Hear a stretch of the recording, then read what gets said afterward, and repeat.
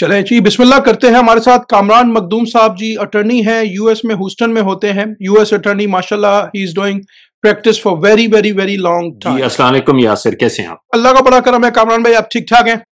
I am good sir, good to have you back. और आपका शुक्रिया, आप होस्ट करते हैं, ये हर दफा लोगों को मालूमात देते हैं। Please let me know what do we intend to discuss about today. Kamran भाई, first of all thank you very much again, जो आप अपना इतना कीमती टाइम हमारी ऑडियंस के लिए निकालते हैं। अल्लाह गिव यू लॉट ऑफ जज़ाए खैर। आमीन जी, और उन सबको जो इससे इस्तेफादा करते हैं। हमारे साथ ये अक्सर आते रहते हैं, लोगों के सवाल जवाब। काफी सारे लोग कामरान भाई इस वक्त डर खौफ में मुब्तला हैं कि what's going on, summer is coming. News चल रही हैं डेली बेसिस पे। कंट्रीज अपने सिटीजन्स को ट्रैवल बैन्स के लिए वार्न कर रही हैं। क्या हो रहा है इस वक्त? काफ़ी सारी लोग मुझे भी मैसेजेस कर रहे हैं। मैं आंसर इसलिए नहीं करता क्योंकि I am not a professional, I am not a attorney. तो you are a qualified lawyer, तो आप बताएं कि लोगों को डरना चाहिए, नहीं डरना चाहिए?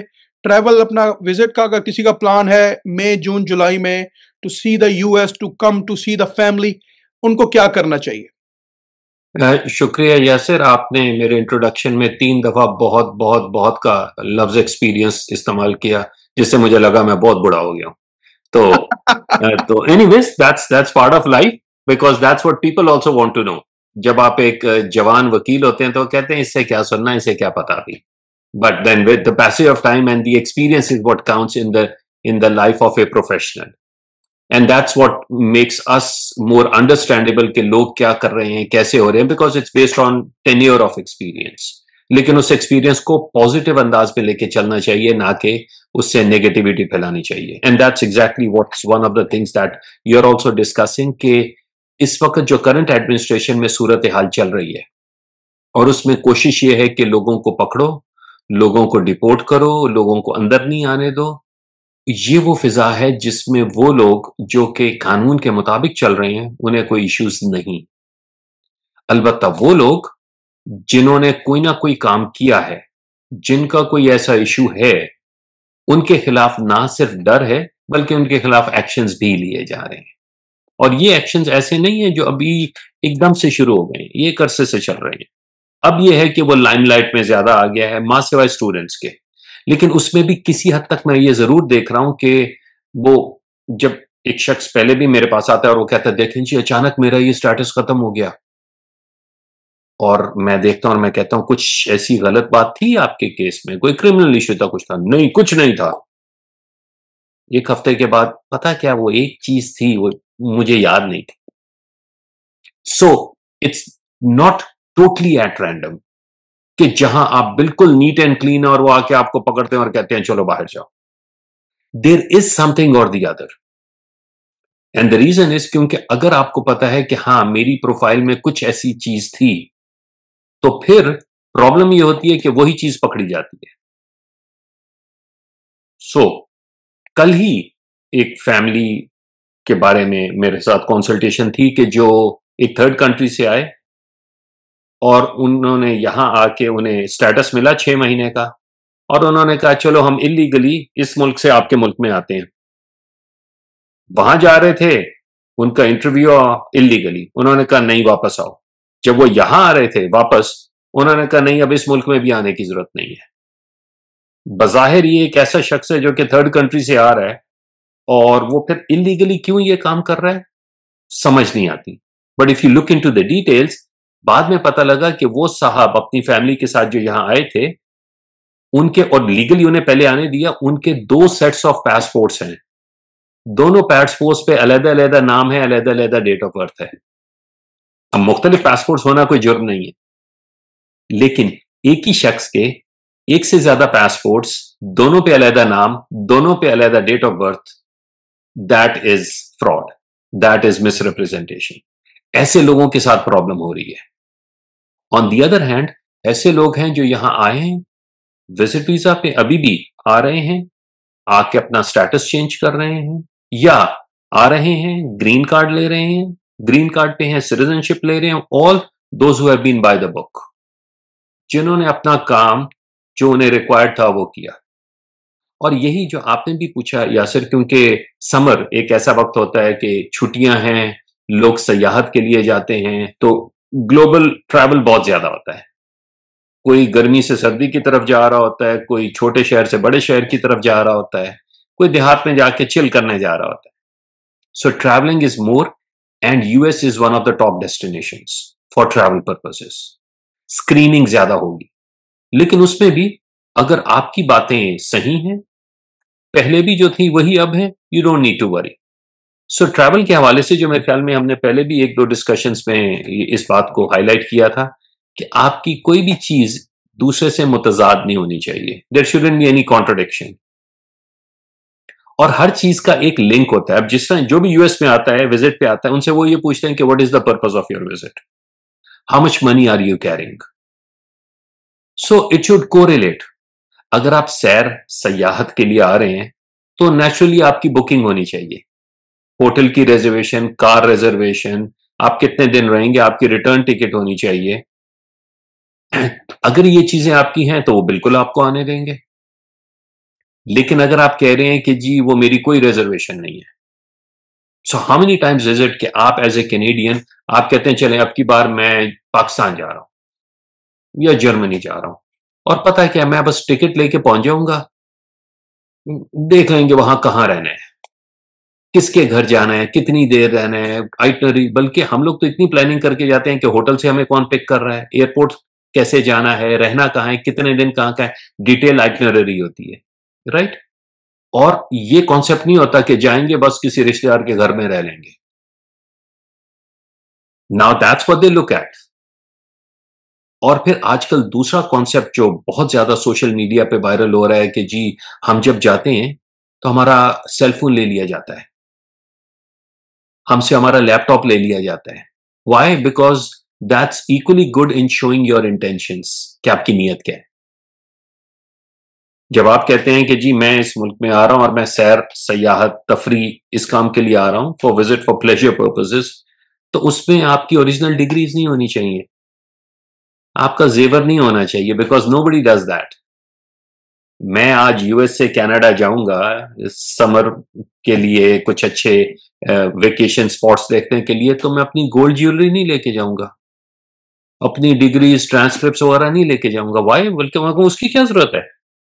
बस जेब में थोड़ा सा कैश रखो, क्रेडिट कार्ड्स रखो, प्लानिंग करो कौन सी जगह कहां है, उनकी रिजर्वेशन कराओ, दैट्स इट। सो आपकी जो बाकी चीजें हैं वो शो करती हैं कि भाई आपको आने देना है या नहीं आने देना। Because at the end of the day हमें वीजे को समझना चाहिए कि ये एक इजाजतनामा है, and that's what it is. It's a permission to come in. लेकिन जो शख्स आ रहा है, जो मेहमान है, अगर वो टर्म्स एंड कंडीशंस को वायलेट कर रहा है तो फिर तो मुनासिब नहीं है। तो अगर आप किसी से भला चाहते हैं तो हम जिस तरह मेहमान बन के अगर जाते हैं तो हम उसके लिए कोई तोहफा लेके जाते हैं, ना कि हम कोई ऐसी चीज करें कि जी मेहमान दोबारा हमें ना बुलाए। कि मेहमान ने खाने पे बुलाया और हम अपने बैग्स वगैरह साथ ले आए कि भाई हम तो खाना भी खाएंगे और रहेंगे भी यहीं पे। Nobody wants that, right? कोई मेजबान ये नहीं चाहता। So again, if people go bye the book, it is very good. और उनका मकसद भी लॉन्ग टर्म प्लान और शॉर्ट टर्म प्लान उसी के मुताबिक होना चाहिए। So just yesterday I had one other person जिनके 4 वीजाज डिनाई हुए थे, 5वीं दफा उन्हें वीजा मिल गया। And again, so it's not that कि अगर मेरे वीजाज कॉन्स्टेंटली डिनाई हो रहे हैं तो मुझे बाद में कभी वीजा नहीं मिलेगा।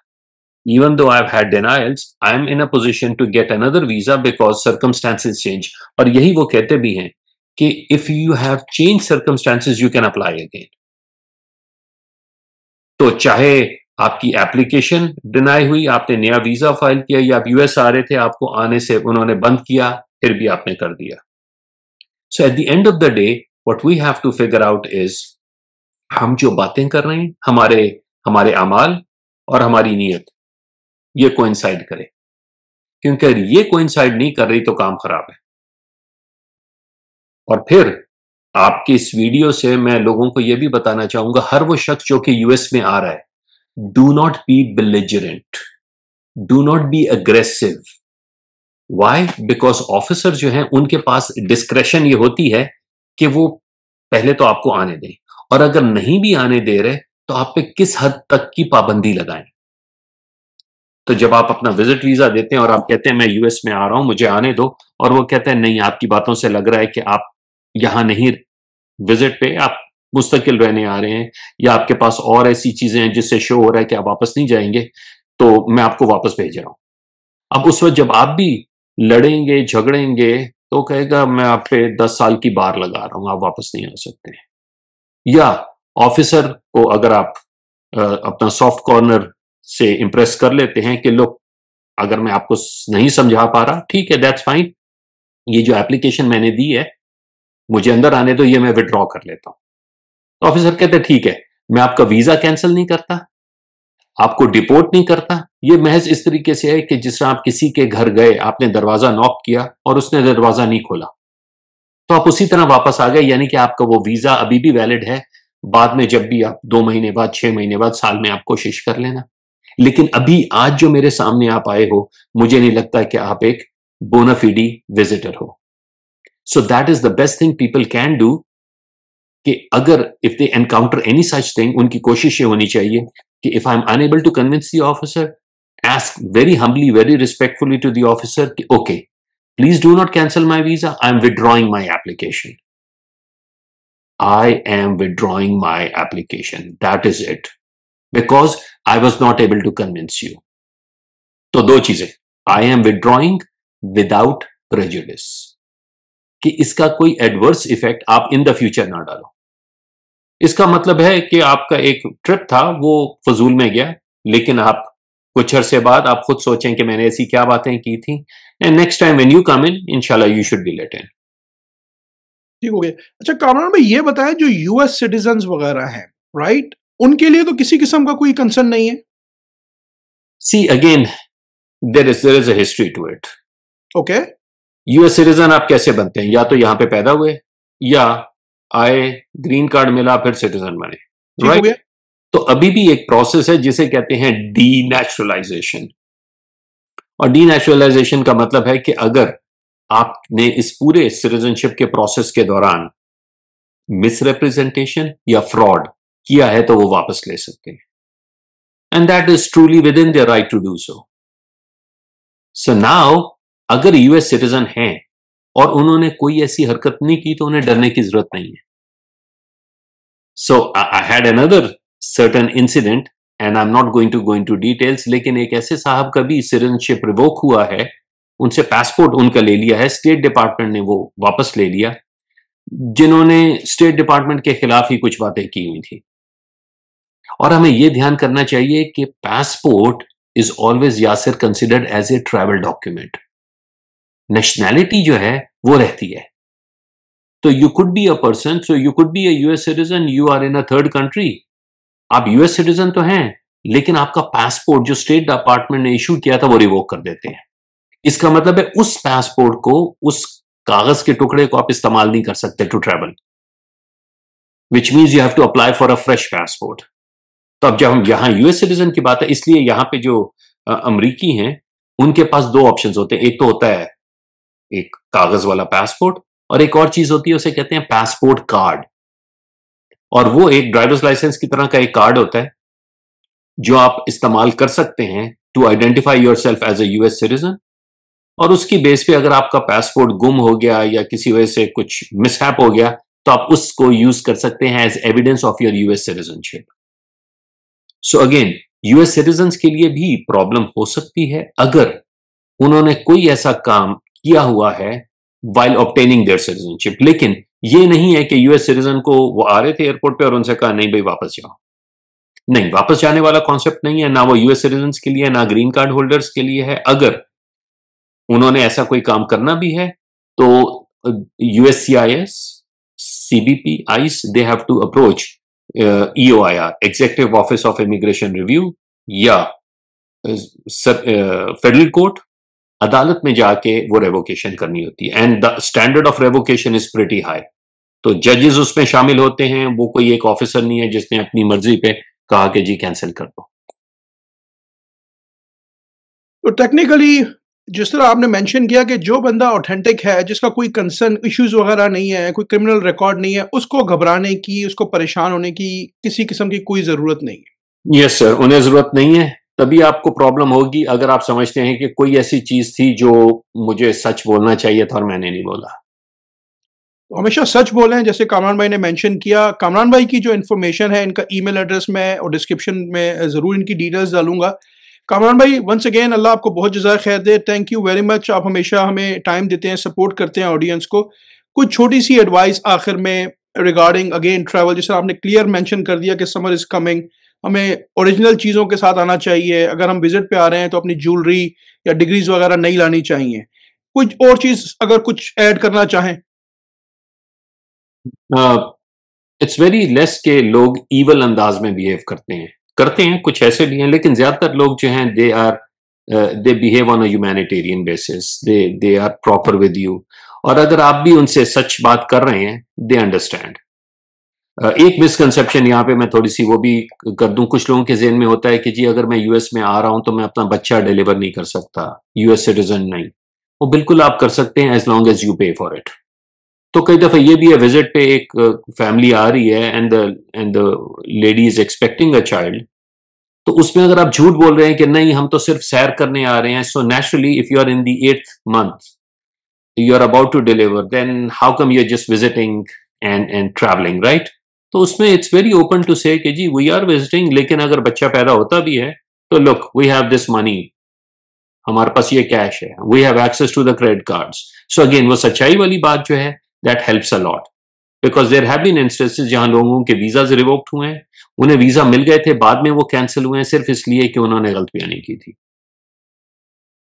And again most of our things are because we we try to do कि जी जो मेरा दिल कर रहा है वो हो। एंड अक्सर ये मेरे पास भी आता है कि जी मेरा तो ये दिल कर रहा है, मैं कहता हूं सॉरी आपके दिल पे बात नहीं चलती, because it is what the law is, right? अच्छा, किसी को एंट्री डिनाई हुई है तो क्या वो आपको अप्रोच कर सकता है फर्दर फ्यूचर में आने के लिए? यस सर, उसमें होता यह है कि वेरी रेयर कि वो एंट्री इस वजह से डिनाई करते हैं कि बस चलो भाग जाओ, बात नहीं करनी। What they do is they have a very detailed probing question and answers, and then they give that very person those detailed Q&A before sending them back.